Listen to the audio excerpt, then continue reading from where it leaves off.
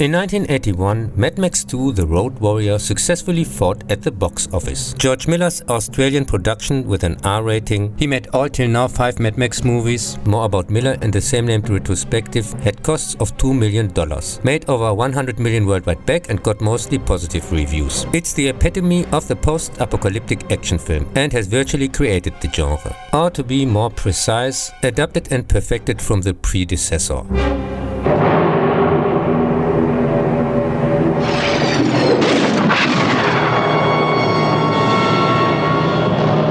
Tomorrow, in a world gone mad,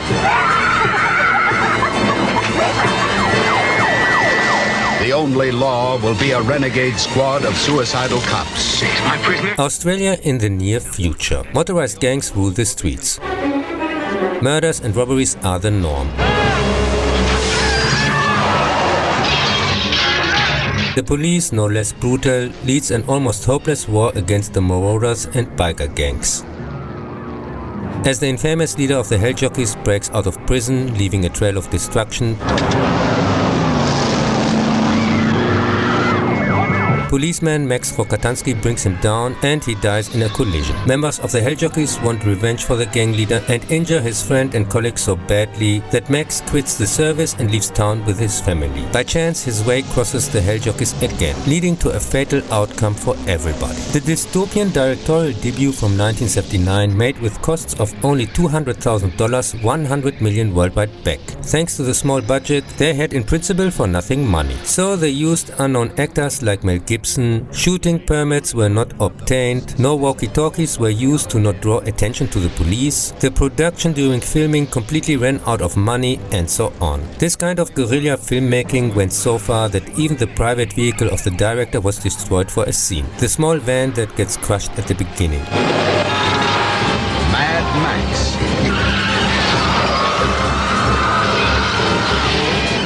You don't want to make Max. Mad Max is an absolute cult classic, and the same goes for the soundtrack by Brian May. The breakneck car chases and spectacular collisions became the hallmark of the series.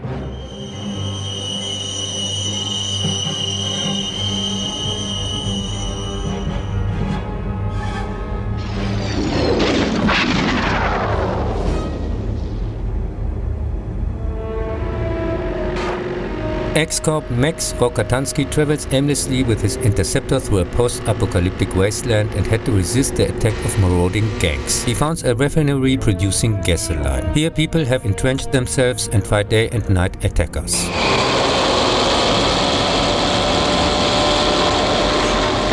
After gang members destroy his vehicle and he gets almost killed, Max agrees to help the people, who want to start elsewhere a new life by using a tanker for their precious gasoline. The verdict will be decided on the road, with a spectacular car chase.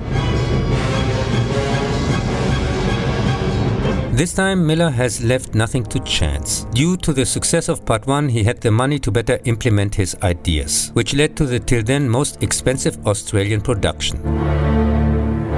Sets became larger, stunts more elaborate, and everything in general more spectacular. The soundtrack by Brian May provides, as in Part 1, the right music for the speed chases. His dark rhythms score the apocalyptic scenario perfectly. 4 days I was up here, watching, thinking, how's they gonna get in and get the gas? And this trash arrived. Like angry ants, mad with the smell of gasoline. In the tanker. That's where they keep it. But remember one thing, that is more than just a tanker of gas.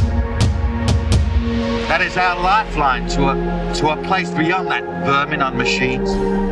But the first step,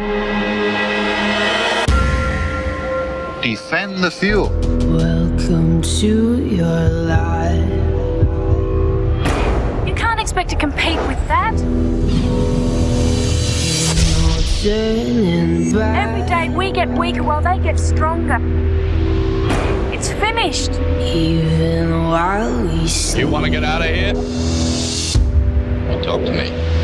2 days ago, I saw a vehicle that had hauled that tanker. Okay, so that's my offer. When I saw the movie for the first time, he just came out. Part 1 I should get to see years later. Of course, it left a lasting impression. What is it with you? Because such fantastic action scenes were never seen before and will never be seen again.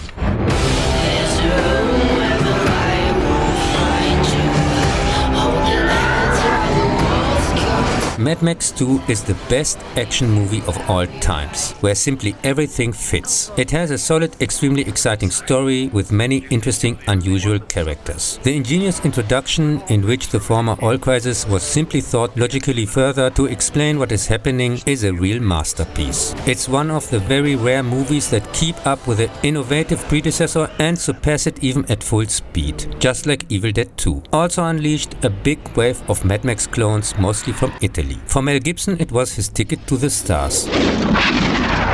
When we noticed back then that there's a sequel, we got already suspicious with the rating. That simply could not be true. PG-13.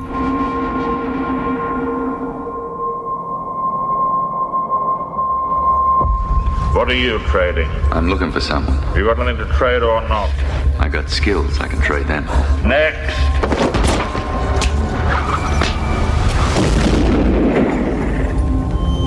Perhaps you've got something to trade after all. In 1985 we got Mad Max Beyond Thunderdome. By trying to catch a thief, oddly enough played by the Birdman from Part 2, Max falls into the hands of Auntie Entity and her gang. She's the ruler of Bartertown but must work together with a dwarf named Master, who makes with his pigs under the city the necessary energy, and is protected by Blaster, who constantly carries him on his shoulders. Max has now for reasons to fight and win against this Master Blaster if he demands his stolen things. Fighting to the death is done in the infamous Thunderdome. Because two men go in, only one man comes out. Sad Max 3, beyond a decent script, is total horseshit and a soulless product of pure greed. Here fits nothing, and the worst thing is the terrible concept.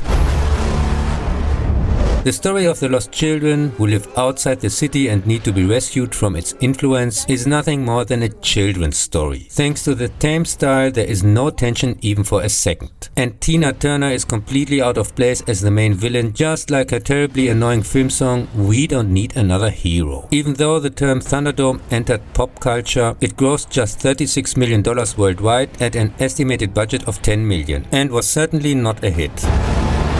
Much like other franchise killers that are generally just ignored, like Indiana Jones 4, many fans, like myself, refuse to even call this abomination a Mad Max movie. My world is fire and blood.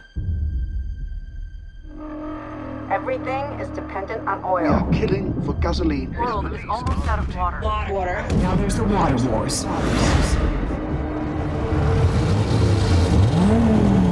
Here they come again.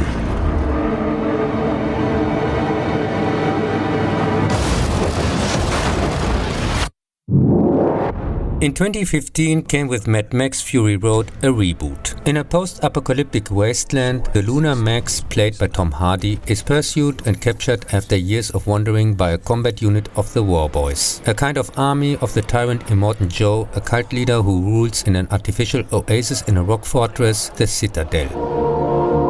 One of his people is also Furiosa, which controls one of Joe's trucks. She decides to run away with 5 young women, so-called breeders, abused by the ruler to bring him healthy male offspring. Together with the women, Furiosa tries to reach her original home, the so-called Green Country. And Max is also somehow involved, I guess.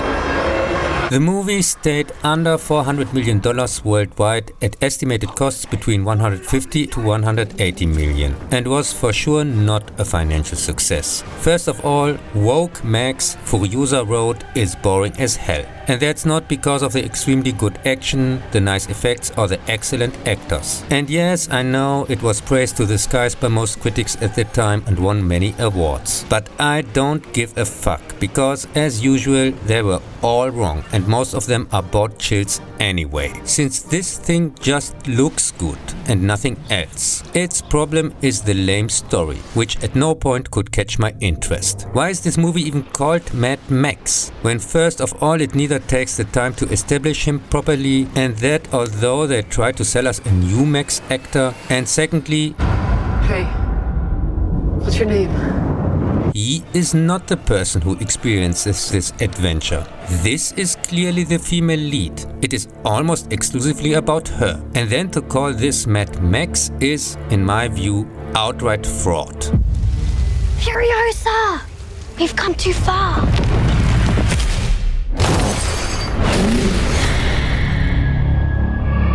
Furiosa! They took Furiosa!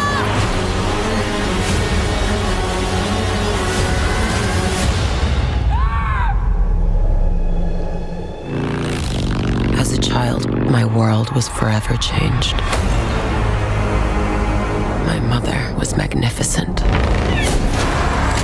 2024 sees with Furiosa, a Mad Max saga, the prequel that nobody asked for, with new cast in the leads. Little Furiosa is abducted from the paradise-like Greenland, almost completely run by women, and falls after the death of her mother into the hands of the warlord Dementos. At some point he comes across Immortan Joe's citadel, where, for reasons, he has to hand her over. Thanks to her special abilities, she now goes initially disguised as a boy unnoticed into hiding. Sure, to plan her escape and revenge. However long it takes, promise you'll find your way home. In Furiosa's Road to, again, no Mad Max saga, which can be spotted in a scene shortly before the end, you have to unnecessarily follow the child version for over an hour before the adult title character even makes an appearance.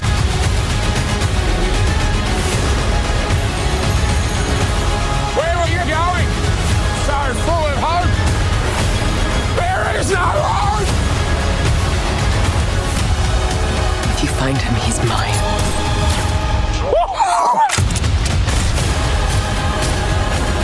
The completely uninteresting, colorful CGI fest had, with $170 million, similar costs to its predecessor. At 2.5 hours, which felt like 4, got far too long and is quite rightly a huge flop, which only the usual wannabe experts try to talk up.